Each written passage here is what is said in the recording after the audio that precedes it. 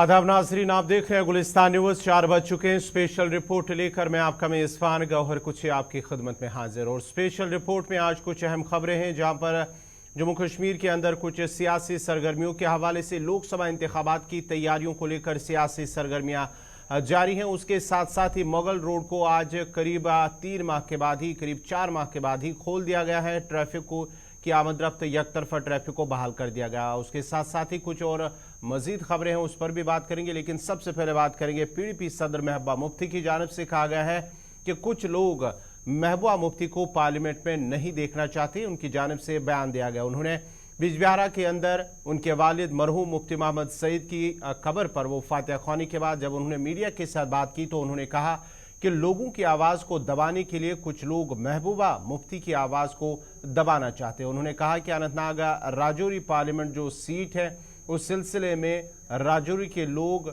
और उन्हें उम्मीद है कि राजौरी और अनंतनाग जनूबी कश्मीर के लोगों से उन्हें उम्मीद है कि उन्हें कामयाबी हासिल कराने में उनका अहम रोल रहेगा। और उसके साथ साथ ही महबूबा मुफ्ती ने मजीद कहा कि इस वक्त जम्मू कश्मीर काफ़ी मुश्किलात के दौर से गुजर रहा है और उन मुश्किलात का हल निकालना बहुत लाजमी है। आज मैं बहुत बड़े बड़े चैलेंजेस का, मैं नहीं पूरा जम्मू कश्मीर बहुत ही चैलेंजेस को फेस कर रहा है। और ऐसे में जो हमारी सरजमीन है, जिसके ऊपर हमें फ़ख्र है, जिसको दुनिया में जन्नत बेनज़ीर कहा जाता है, तो आज उसी सरजमीन हमारे तशख़्ख़ुस, हमारी शनाख्त के ऊपर ख़तरनाक किस्म के बादल मंडला रहे हैं जी। तो उसका नेचुरली एक बहुत बड़ी जिम्मेवारी है ये, तो इसलिए मैं आई थी और यहाँ दुआ की, यहाँ फातह की जी। तो उम्मीद क्या है? इंशाल्लाह मेरी उम्मीद तो मेरे लोग हैं जी। चाहे वो साउथ कश्मीर के लोग हैं जिस वतन की मैं रहने वाली हूँ, चाहे वो पीर पंचाल के लोग हैं जहाँ मैंने शायद ही कोई गांव, कोई जगह, कोई इलाका वहाँ हो जब वहाँ लोग मुसीबत में थे, जब वहाँ लोगों को मारा जाता था, दिन दहाड़े कत्ल किया जाता था, चाहे वो मिलिटेंट थे, चाहे वो सरेंडर्ड मिलिटेंट थे या फोर्सेस के लोग थे। तो कोई जगह मैंने छोड़ी नहीं जहाँ मैं नहीं गई हूँ। और मैंने कोशिश की है, जब भी हमारे लोगों के ऊपर तकलीफ़ आई है तो मैंने कोशिश की अपने हिसाब से, कोई मैं बहुत ताकतवर इंसान नहीं हूँ, पर अपने हिसाब से मैंने कोशिश की कि मैं उनके जुल्मों के ख़िलाफ़ आवाज़ उठाऊँ। जैसे कि आपको मालूम है कि जो हमारे ट्राइबल लोग हैं, जिसमें हमारे गुजर, पहाड़ी और ये जो बकरवाल कबीले के लोग बहुत ज़्यादा उनके ऊपर बहुत ज़्यादा जुल्म सितम किया जाता है, क्योंकि लगता है उनकी कोई सुनवाई नहीं है, उनका कोई पूछने वाला नहीं है।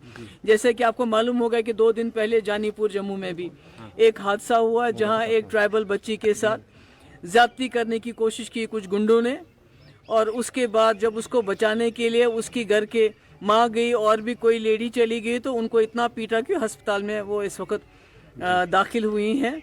और पुलिस ने एफआईआर दर्ज करने के बजाय वो काउंटर एफआईआर देना चाहते हैं। तो मैं समझती हूँ ये सारी मुश्किलात, ये सारे जो जुल्म है, इसके ख़िलाफ़ मैंने वक्तन फ़वक्तन, मेरे पास क्या एक आवाज़ ही है वो उठाई है। तो मैं सोचती हूँ कि जम्मू कश्मीर के लोग, बिलखुसूस जो मेरे अपने वतन के लोग हैं, मेरे गुलाम शाह पातशाह रहमतुल्लाह अलैह के इलाके के लोग हैं, वो इस बात की कदर करेंगे और मुझे, मेरी आवाज़ को ताकत देंगे।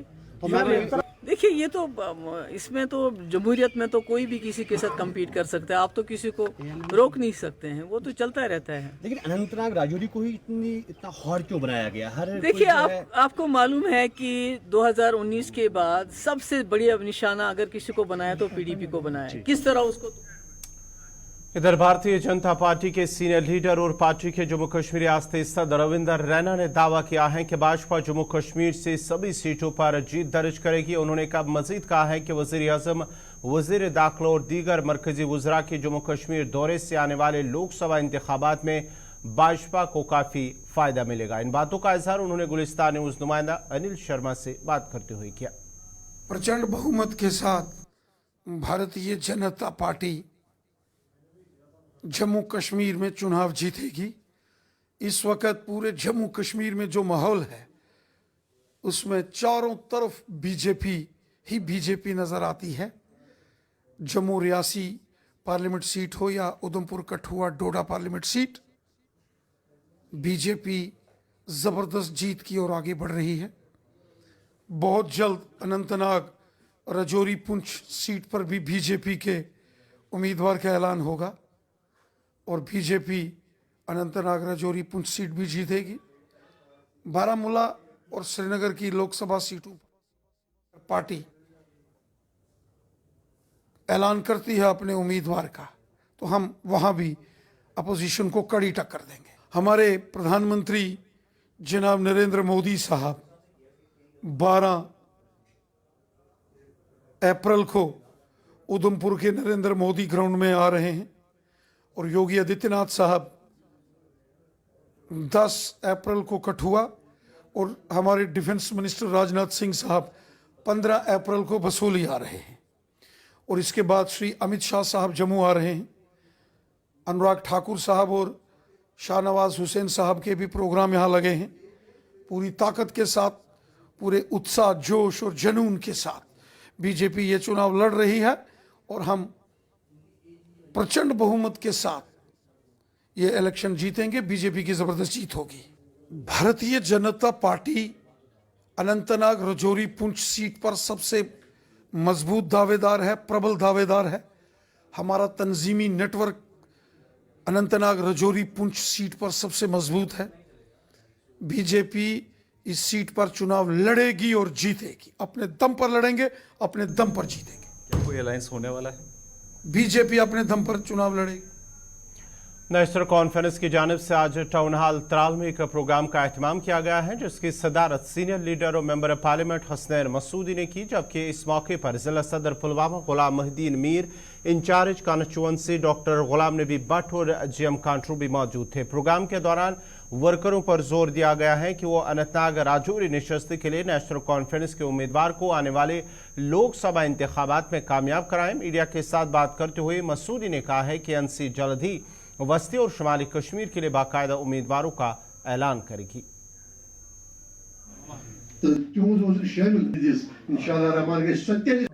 जाहिर बात है कि अगले चंद दिनों में होगा, इस बारे में बाज़ाब्ता ऐलान किया जाएगा। जबकि अनंतनाग जो राजौरी सीट है उसके लिए पहले ही हमने नामजद किया जो हमारे उम्मीदवार है मियां अल्ताफ साहब, और बल्कि वहाँ शुरुआत भी हो गई है हमारी जो इंतखाबी मुहिम है।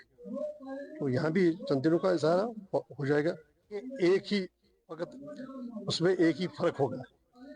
पहले एक वज़ीर आला की इंतखाब में शिकस्त हुई, इसकी बार अब की बार मियां अल्ताफ साहब हमारी मदद 2 वज़ीर आला को शिकस्त देंगे जो हमारा इंतखाब होने वाला है, जो पार्लियामेंट इंतखाब होने वाला है। तो ये एक फ़र्क होगा। बाकी तो कामयाबी जम्मू कश्मीर नेशनल कॉन्फ्रेंस की होगी, क्योंकि जम्मू कश्मीर नेशनल कॉन्फ्रेंस ज़मीन के साथ जुड़ी है।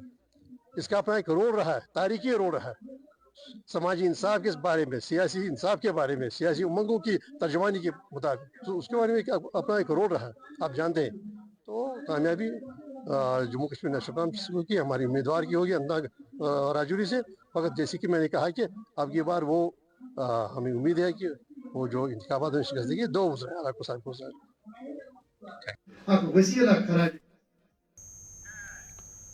उत्तर प्रदेश के वजीर आला योगी आदित्यनाथ के कठुआ दौरे की तैयारियां तेज हो गई हैं। रवा माह की 10 तारीख को योगी आदित्यनाथ मरकजी वजीर डॉक्टर जतिंदर सिंह के लिए कठुआ में एक बड़ी इंतखाबी रैली से खिताब करेंगे। डिस्ट्रिक्ट स्पोर्ट स्टेडियम कठुआ में योगी के दौरे से कबल तैयारियों को हतमी शक्ल दी जा रही है। स्टेज की तैयारी से लेकर सिक्योरिटी तक की जिम्मेदारी जम्मू कश्मीर पुलिस के खुसूसी दस्ते ने संभाल ली है। डॉग स्क्वाड की मदद से डिस्ट्रिक्ट स्पोर्ट स्टेडियम के कोने कोने की छानबीन की जा रही है। आसपास के तमाम लोगों पर भी नजर रखी जा रही है, जबकि स्पोर्ट स्टेडियम आने वालों को भी सिक्योरिटी चेकिंग के बाद ही अंदर जाने की इजाजत दी जा रही है। मजीद तफसीलात दे रहे हैं स्पोर्ट स्टेडियम से साहिल खजूरिया। जम्मू कश्मीर में पहले चरण में होने जा रहे लोकसभा चुनाव को लेकर सरगर्मियां तेज हो गई हैं। जम्मू कश्मीर में 19 अप्रैल को पहले चरण के मतदान में डोडा उधमपुर सीट पर वोट डाले जाएंगे। इसी को लेकर जो है प्रशासनिक तैयारियां जहां जोर शोर से जारी हैं, वहीं राजनीतिक दल भी अपनी पूरी ताकत को झोंकने में लगे हैं। जम्मू कश्मीर में कांग्रेस और भाजपा दोनों ही राजनीतिक दलों ने स्टार प्रचारकों को उतारने की तैयारी कर ली है। इसी कड़ी में डोडा उधमपुर सीट पर जो पहली बड़ी चुनावी रैली है वो कठुआ में प्रस्तावित है। उत्तर प्रदेश के मुख्यमंत्री योगी आदित्यनाथ पहली बार जम्मू कश्मीर में किसी चुनावी रैली को संबोधित करेंगे। ये चुनावी रैली केंद्रीय मंत्री डॉक्टर जितेंद्र सिंह के लिए होगी, जो 2 बार केंद्र में मंत्री रह चुके हैं। डोडा उधमपुर सीट पर ही इसके बाद एक और चुनावी रैली बसोली में प्रस्तावित है, जहां रक्षा मंत्री राजनाथ सिंह जो हैं वो एक बड़ी चुनावी रैली को संबोधित करने वाले हैं। और इन दोनों ही रैलियों के बीच उधमपुर जिले में प्रधानमंत्री नरेंद्र मोदी खुद एक बड़ी चुनावी रैली को संबोधित करेंगे। कुल मिलाकर भाजपा ने एक बड़ी फील्डिंग की है, एक बड़े वोट शेयर को अपने हक में करने के लिए, ताकि 19 अप्रैल को भाजपा जो है अपने हक में लोगों को मतदान करने के लिए प्रेरित कर सके। वहीं कांग्रेस की बात करें तो कांग्रेस ने भी इसी जिला स्पोर्ट्स स्टेडियम में जो है 16 अप्रैल को सचिन पायलट को लाने की तैयारी की है। डोडा उधमपुर सीट से चौधरी लाल सिंह जहां कांग्रेस से उम्मीदवार हैं, वहीं भाजपा से केंद्रीय मंत्री डॉक्टर जितेंद्र सिंह अपनी दावेदारी तीसरी बार जता रहे हैं। ऐसे में आने वाले दिनों में कठुआ में स्टार प्रचारकों की एक लंबी लिस्ट जो है वो देखने को मिलेगी। चुनाव प्रचार थमने से पहले दोनों ही राजनीतिक दल मतदाताओं को अपने अपने तरीके से रिझाने के प्रयास में जुटे हुए हैं। कठुआ से गुलिस्तान न्यूज के लिए मैं साहिल खजूरिया। जनूबी कश्मीर के जिला शोपियां को सूबे जम्मू के राजौरी और पूंछ अजला के साथ जोड़ने वाली तारीखी मुगल शाहरा पर ट्रैफिक की आमद रफ्त बहाल कर दी गई है। जिला तरक्याती कमिश्नर पूंछ यासीन अहमद चौधरी ने मुगल शाहरा पर आज से एक तरफा ट्रैफिक बहाल करने के अहकाम कल ही जारी किए थे और हुक्मनामे के मुताबिक मुगल रोड पर गाड़ियों को चलने की इजाजत दी गई, जिस दौरान सफर करने वालों ने मसरत का इजहार करते हुए इंतजामिया का शुक्रिया अदा किया और कहा कि ईद से कबल रोड को ट्रैफिक के लिए खोला जाना एक अहम कदम है। याद रहे कि शाहरा से बर्फ हटाने और हाल ही में शाहरा पर 19 किलोमीटर, डगरा से 41 किलोमीटर पीर की गली की तरफ मलबा हटाने, मलबा और बर्फ हटाने के बाद ही चीफ इंजीनियर मुगल रोड और एग्जीक्यूटिव इंजीनियर मुगल शाहरा डिवीजन राजौरी पूंछ की क्लियरेंस के बाद ही मुगल शाहरा को बफरियाज से पीर की गली की तरफ एक तरफा ट्रैफिक के लिए खोल दिया गया। हुक्मनामे में मजीद कहा गया कि एसएसपी पूंछ, एसडीएम सुरनकोट और डीएसपी ट्रैफिक राजौरी पूंछ से कहा गया है कि बहराम गला, बफरियाज और पोशाना में चेक पॉइंट कायम कर नफरी तैनात करके ट्रैफिक की नकल हरकत को आसान बनाएं। आपको बता दें कि मुगल शाहरा से बर्फ हटाने के बाद इस बरस ट्रैफिक की आमद रफ्त के लिए पहली बार खोला जा रहा है। आपको पता है कि मैं I am posted as junior engineer at Mughal road Tahir Abdullah, और जैसे कि आपको पता है कि मुगल शाहरा जो है 26 जनवरी को जो है ट्रैफिक मूवमेंट के लिए बंद हुआ था, और उसके बाद this is the first time इतने सालों में कि ये इतने लॉन्गेस्ट स्पेल के लिए जो था खुला रहा, because of the consideration of DC साहब, उनकी डायरेक्शन की वजह से। तो ये काफ़ी लॉन्ग स्पेल के लिए शुरू मतलब बंद नहीं हो पाया। उसके बाद जो है शॉर्टेस्ट स्पैन में ही आफ्टर 2 मंथ्स जो है इसका जो काम दोबारा on 11th of March on the direction of deputy commissioner Poonch जो है शुरू किया गया था, और इसको शॉर्टेस्ट पॉसिबल टाइम में, फास्ट पॉसिबल टाइम में इसको ख़त्म करने की कोशिश की गई। और we are very much thankful to deputy commissioner Poonch, जिनकी डायरेक्शन रही और उनकी काविशों की वजह से हम जो है इसको बेस्ट पॉसिबल और जितना जल्दी हो सका उतना जल्दी जो है स्नो क्लियरेंस के ऑपरेशन भी खत्म किए गए। एक तरफ से चल रही है, 2 तरफ से कुछ जो डीसी साहब की तरफ से जो कल का जो है ऑर्डर निकला है, उस ऑर्डर के तहत जो है 1 साइड ट्रैफिक जो है आज बफलियाज एंड से शोपियां की तरफ छोड़ी गई है। और लोगों से भी इस चीज़ की अपील है कि जैसे जब भी वो ट्रैवल करें यहाँ से ट्रैफिक एडवाइजरी का खास ख्याल रखें, और क्योंकि यहाँ पे जैसे आपको पता भी है कि मेजर एक लैंडस्लाइड है ओशाना के पास, इस वजह से थोड़ा लोगों को ये है कि एहतियातन बड़े तरीके से इस यहाँ से ट्रैवल करें, और जब ट्रैफिक एडवाइजरी ना हो अपनी जान को जो है उसको ऐसे मतलब जोखिम में ना डाले, और बड़े प्रिकॉशनरी मेजर्स लेके बात नहीं है। अगर we are available at your service 24/7, अगर किसी को कोई प्रॉब्लम हो हम ये शेयर कर देंगे। अपना नंबर भी एक्सिन साहब का नंबर है, कोई रात में भी ट्रैवल कर रहे हैं, किसी भी टाइम है, अगर कोई परेशानी आते है तो। उधर मुगल रोड पर ट्रैफिक बहाल करने के बाद जहां गाड़ियों को पूंछ से शोपियां की तरफ चलने की इजाजत दी गई थी, वहीं शोपियां के हीरपुर इलाके में राजौरी और दीगर मकामी लोगों के साथ साथ कुछ गैर मकामी सयाहों को भी रोका गया है। वादी कश्मीर के जिला शोपियां को सूबे जम्मू के जिला पूंछ और राजौरी के साथ जोड़ने वाले 86 किलोमीटर तवील मुगल शाहरा को ट्रैफिक की नकला हमल के लिए बहाल कर दिया गया है। मुगल रोड को इस साल 26 जनवरी के रोज भारी बर्फबारी के बाद ट्रैफिक की आमद-रफ्त के लिए बंद कर दिया गया था और 13 मार्च को इस रोड पर बर्फ हटाने का काम शुरू किया गया था। मेरा नाम है संजीव कटारिया, हमें दिल्ली से। और मेरे साथ 2 छोटे छोटे बच्चे हैं, हस्बैंड वाइफ हैं। हम आए थे श्रीनगर से यहाँ घूमने के लिए ताकि पीर पांजिल पास देख सकें, लेकिन हमें यहाँ पर रोक लिया गया है हीरापोड़ा पुलिस स्टेशन पे ही। लेकिन लोग बता रहे हैं कि रोड सारे खुले हुए हैं, चौड़े रोड्स हैं, लेकिन फिर भी हमें परेशान किया जा रहा है। तो हम क्या करें भाई, अब आप भी बताओ। रोड खुला होना चाहिए बिल्कुल। अब जैसे आप यहाँ के टूरिस्ट को जैसे परेशान करोगे तो टूरिज़्म तो यहाँ का खराब ही होगा ना कश्मीर का। लोग कश्मीर आते हैं घूमने के लिए, हसीन वादियाँ देखने के लिए। अब ऐसे रोड्स बंद करेंगे तो हम सीधा अपने दिल्ली वापस चले जाएंगे, यहाँ का भी टूरिज़्म ख़राब होगा। हम यहाँ टूरिस्ट परेशान हो रहे हैं। यहाँ पर हमारे साथ 2 छोटे छोटे बच्चे हैं, ये भी बेचारे परेशान हो रहे हैं। सुबह से 10 बजे से खड़े हुए हैं हम यहाँ पर। अस्सलाम वालेकुम वरहमतुल्लाह। मैं राजौरी से बिलोंग करता हूँ। हम जा रहे थे घर, अब सुबह 10 बजे के यहाँ पे खड़े हैं। कोई जाने के पहले सुबह कुछ गाड़ियाँ गई हैं, तो उसके बाद अभी तक कोई गाड़ी नहीं छोड़ी। हम ये सोच रहे हैं कि हमें यहाँ से छोड़ें तो जल्दी जल्दी हम घर अपने पहुँचें, क्योंकि सुबह से खड़े हैं यहाँ पे। अभी जम्मू से जाएंगे तो 2 दिन फिर से लग जाएंगे, ईद पे घर नहीं पहुँच पाएंगे। इसलिए रिक्वेस्ट है कि हमें यहाँ से छोड़ा जाए तो हम अपने अपने घरों को जाएं। काफ़ी पब्लिक यहाँ पे है, सुबह की यहाँ पे काफ़ी पब्लिक, 10 बजे की पब्लिक यहाँ पे खड़ी है। और रिक्वेस्ट है ये कि हमें जल्द से जल्द छोड़ा जाए। तो हम अभी हम हीरपुर नाके पे खड़े हैं, सुबह से ट्रैफिक वाले भी हैं, यहाँ पे पुलिस भी है, तो छोड़ नहीं रहे। तो रिक्वेस्ट है इनसे कि अभी हमें छोड़ा जाए यहाँ से। नाम हाजी महमूद अहमद भट्ट, मैं पुणे से हूँ। तो बात यह है कि बड़ी खुशी हुई थी कि मुगल रोड क्लियर हो गई तो गाड़ी चलती हैं। तो आज हम घर जा रहे हैं, कुछ यहाँ फोर्स के लोग भी हैं, पुलिस वाले हैं, तो वो भी कोई मुलाजिम जा रहे हैं घर ईद मनाने के लिए। बड़ा अफसोस है कि यहाँ हमारे मुसलमान भाई गाड़ियों को बंद कर रहे हैं। तो जाने तो चलो कल चले जाएंगे, परसों चले जाएंगे, लेकिन अफसोस की बात है कि ये आपने मुसलमानों को तंग करना ये अच्छी बात नहीं है। अगर गाड़ियाँ छोड़नी थी तो फिर पूरी छोड़नी थी, नहीं छोड़नी तो कोई भी नहीं छोड़नी। तो इसमें हम लोगों की कोई सुनाई हो नहीं सकती। तो हमारी ये रिक्वेस्ट है कि कोई अगर कोई डीसी साहब, एसपी साहब, एसएचओ साहब के उनके पास हमारी रिक्वेस्ट है कि गाड़ी छोड़ें तो लोगों को परेशान मत करें। कोई बीमार आदमी है, कोई रोज़ेदार है, आज माह रमज़ान है, तो इससे बड़ा मौका और कोई नहीं आएगा कि कोई अगर गैर मुस्लिम ही होता तो वो भी इसमें रमज़ान में छोड़ता है, कोई उसको रिहाई करता है। तो बड़ी अफसोस की बात है। ये हम रिक्वेस्ट करते हैं डीसी साहब के, एसपी साहब के, एसएचओ साहब के पास के हमारे छोड़े गाड़ियाँ तो हम ट्रेन पर घर पहुँच जाए, बाल बच्चे में तो ईद मनाए।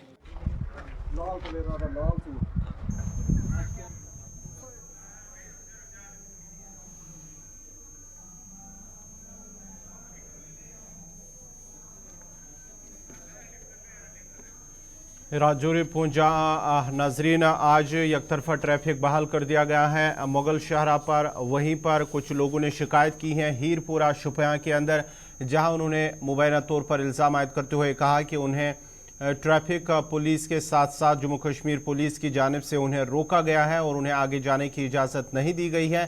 ताहम बाद में उन्होंने इंतज़ामिया से अपील की है कि उन्हें आगे जाने की इजाज़त दी जाए, क्योंकि कुछ लोग राजौरी के हैं, कुछ लोग पूंछ के हैं कि वो चाहते हैं कि वो ईद से पहले अपने घर सही सलामत पहुँचे। इसलिए उन्होंने ज़िला इंतज़ामिया शुपियाँ और ज़िला इंतज़ामिया पूंछ से अपील की है कि उन्हें अपने अपने मंजिल की तरफ चलने की इजाज़त दी जाए। जबकि इस मौके पर कुछ गैर मकामी सयाह भी वहाँ घूमने फिरने के लिए गए थे, उन्होंने भी कहा है, शिकायत की है कि उन्हें भी रोका गया है। चलिए नाज़रीन, अब हम आपको सीधे दिल्ली लिए चलते हैं, जहाँ इस वक्त उमर अब्दुल्ला और कांग्रेस के leader Salman Khurshid press briefing करें। जहाँ इससे पहले प्रेस ब्रीफिंग से पहले उनकी एक आला मीटिंग हुई है, कांग्रेस कमेटी के जिम्मेदारों की एक अहम मीटिंग हुई है, जिसमें जम्मू कश्मीर में लोकसभा इंतखाबात के हवाले से कुछ हतमी फैसले लिए गए हैं। और लद्दाख की सीट, इन पे भी जल्द से जल्द जो है उम्मीदवारों का ऐलान होगा। और हम मिल के हमारी मुकम्मल कोशिश होगी कि जम्मू कश्मीर लद्दाख की 6 की 6 सीटों पे इंडिया अलायंस की जो ये हमारी 6 उम्मीदवार हैं, हम यहाँ से कामयाब होके अगले पार्लियामेंट में जम्मू कश्मीर लद्दाख के लोगों की जो उनके जज्बात हैं, उनके जो इरादे हैं, उनकी हम सही माने में वहाँ पे तर्जमानी कर सकें। देखिए, पीडीपी हमारे अलायंस में है। सीट एडजस्टमेंट एक हिस्सा होता है अलायंस का और ओवरऑल अलायंस एक और हिस्सा होता है। अब आप जानते हैं कि बहुत छोटा सा प्रदेश है, छोटा प्रांत है, उसमें तीन सिटिंग एमएलए एमपीज थे आपकी पार्टी के, और इसलिए आपके कार्यकर्ताओं ने और वर्कर्स ने ये चाहा कि जो लोग जीत चुके हैं वहाँ पर इनका वर्चस्व बना रहे, उसको स्वीकार किया गया, क्योंकि छोटी सी जगह पर गुंजाइश सीटों के बंटवारे की और कुछ नहीं दिखी। हमने सारे प्रयास किए, आपने भी बात करी, हमने भी बात करी, सारे प्रयास किए, लेकिन आज की जो स्थिति है वो मैं आपके सामने रखी है। लेकिन सलमान साहब, महबूबा मुफ्ती ने खुद ऐलान कर दिया है एक चुनाव लड़ रही हैं, एक करके। नहीं सुनिए, नहीं आपने बताया ना, आपने बताया कि जो देखिए बता दीजिए, उधमपुर की सीट, जम्मू की सीट और लद्दाख की सीट पे कांग्रेस के उम्मीदवार होंगे, और अनंतनाग, बारामूला और श्रीनगर की सीट पे नेशनल कॉन्फ्रेंस के उम्मीदवार होंगे। आप भी चुनाव लड़ रहे हैं ना? उसके लिए प्रेस कॉन्फ्रेंस अलग से श्रीनगर में बुलाई जाएगी। आप आ जाइए ना, कभी भी शौक से आइए। कनिका, आप कुछ महबूबा मुफ्ती ने खुद ऐलान कर दिया है कि वो खुद चुनाव लड़ रही है, उन्होंने उम्मीदवारी का अपना ऐलान कर दिया, बाकी उम्मीदवार भी ऐलान किया है। वो जो एक सीट वो मांग रही थी, क्या वजह हुई, इस पर बात नहीं बन पाई, और क्या कांग्रेस किस तरीके से उनको मनाएगी, कैसे वो इंडिया अलायंस का हिस्सा होंगी? देखिए, अलायंस कैसे बरकरार रहे और अलायंस में किससे क्या कुछ बात हो सकती है या होनी चाहिए, वो आगे की बात है। आज सीट का डिस्ट्रीब्यूशन और सीट का एक फैसला हो चुका है, कई दिन से हो रहा था, आज उसकी औपचारिक घोषणा की गई है। तो जैसा मैंने कहा कि अलायंस में और सीट एडजस्टमेंट में या सीट डिस्ट्रीब्यूशन में दो अलग अलग पहलू हैं। तो एक पहलू है जिसके बारे में आज हम यहाँ पर अनाउंस करने के लिए आए हैं। अलायंस की जी औपचारिकताएं होती हैं और अलायंस की और जो बातें होती हैं वो हमारे लेवल की नहीं है, वो हमारे लीडरशिप के लेवल की हैं। वो जब जो कुछ होगा वो आपको बताते रहेंगे। आप कुछ और बोल रहे हैं थोड़ा? तो जैसा कि सलमान साहब ने बताया, अलायंस एक लंबा सफ़र होता है, उसमें अलग अलग पड़ाव होते हैं। तो अभी तो शुरुआत है इस सफ़र की, कई पड़ाव आएंगे, बार बार आपसे मुलाकात होगी, नए इब्तिदाई इश्क है, होंगी। इब्तिदाई इश्क है, आगे देखिए होता है क्या, और कौन रोएगा उसमें वो आपको मालूम है। हम तो मुस्कुरा रहे हैं, यहाँ जो बैठे हैं, रोने वाले आज कहीं घूम रहे हैं, चंद्रपुर वंदरपुर कहीं। ये गठबंधन सिर्फ लोकसभा तक सीमित रहेगा या विधानसभा तक भी? अब पहले इसमें हम कामयाबी हासिल करें। विधानसभा के इलेक्शन की तो लगभग घोषणा हो चुकी है। चीफ इलेक्शन कमिश्नर ने भी इस बात की तरफ इशारा किया है, और पिछले दिनों गृह मंत्री साहब ने भी इंटरव्यू के दौरान कहा है कि ऑनरेबल सुप्रीम कोर्ट के तरफ से जो वक्त की सीमा लगाई गई है 30 सितंबर की, उससे पहले ही विधानसभा का जो चुनाव का प्रोसेस है वो मुकम्मल किया जाएगा। फ़िलहाल हमारी मुकम्मल तवज्जो जो है वो इन 6 सीटों पे है। मिलके हम इन 6 सीटों पे कामयाबी हासिल करेंगे। उसके बाद विधानसभा के लिए जो हमें फिर कदम उठाने होंगे, मिल बैठ के उस वक्त भी कोशिश यही की जाएगी कि हम इस तरह का एक फार्मूला इख्तियार करें जिससे कि बीजेपी और बीजेपी के जो सहयोगी दल हैं उनको किसी तरह का स्पेस ना मिले। हमने अपने तरफ से कांग्रेस की कामयाबी के लिए जो है अपना काम शुरू कर लिया है। दोनों लाल सिंह के लिए जी और रमन भल्ला साहब के लिए नेशनल कॉन्फ्रेंस की तरफ से कैंपेन शुरू हो चुका है।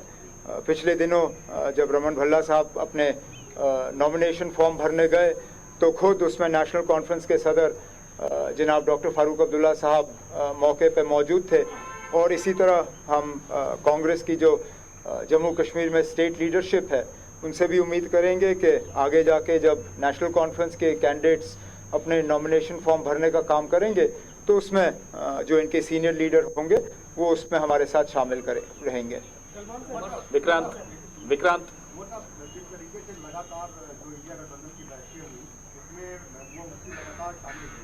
अब वो अलग चुनाव लड़ने जा रहे हैं, तो उसके लिए कोई संदेश देंगे आप? नहीं, कोई संदेश नहीं।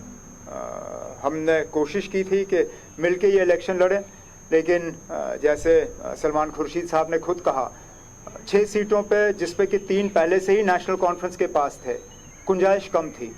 हमने उस वक्त भी ये चाहा था कि इस इलेक्शन में वो हमारी मदद करें, और ये भी हमने कहा कि आने वाले विधानसभा के लिए जो है हम दरवाज़ा खुला रख रहे हैं। उनको शायद ये बात उस वक्त ठीक लगी नहीं। आगे जाके विधानसभा को लेके कांग्रेस के साथ उनकी क्या बातचीत रहेगी, वो पार्लियामेंट के इलेक्शन के बाद ये दोनों पार्टीज जो है, पीडीपी और कांग्रेस, ये खुद तय कर लेंगे। फिलहाल पार्लियामेंट की हम बात करेंगे। इन 6 सीटों पे कांग्रेस और नेशनल कॉन्फ्रेंस का अलायंस है, मिलके हम इन 6 सीटों के जो हमारी उम्मीदवार हैं उनकी कामयाबी के लिए काम करेंगे। लेकिन अब शौक से लड़ें, यही तो जमहूरियत है। हम चाहते हैं कि सब लड़ें। अफसोस इस बात का है कि जिस सीट पे आज़ाद साहब के जीतने की ज़्यादा गुंजाइश थी, उस सीट पे लड़ नहीं रहे हैं। वैसे आते तो डोडा से हैं। पिछली बार जब कांग्रेस के टिकट पे लड़े थे 2014 में, तो डोडा से लड़े थे। किस वजह से इस बार डोडा की सीट छोड़ के वो अनंतनाग पे लड़ने की बात कर रहे हैं, उसका जवाब तो आज़ाद साहब ही दे सकते हैं।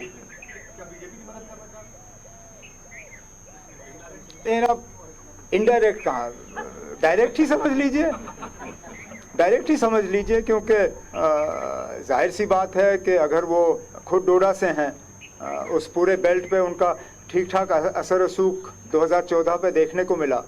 जाहिर सी बात है कि अगर वहाँ से इस बार लड़ते तो नुकसान ज़्यादा बीजेपी को होता। अनंतनाग से क्यों लड़ने का फैसला लिया, ये सवाल तो सिर्फ आज़ाद साहब ही इसका जवाब दे सकते हैं।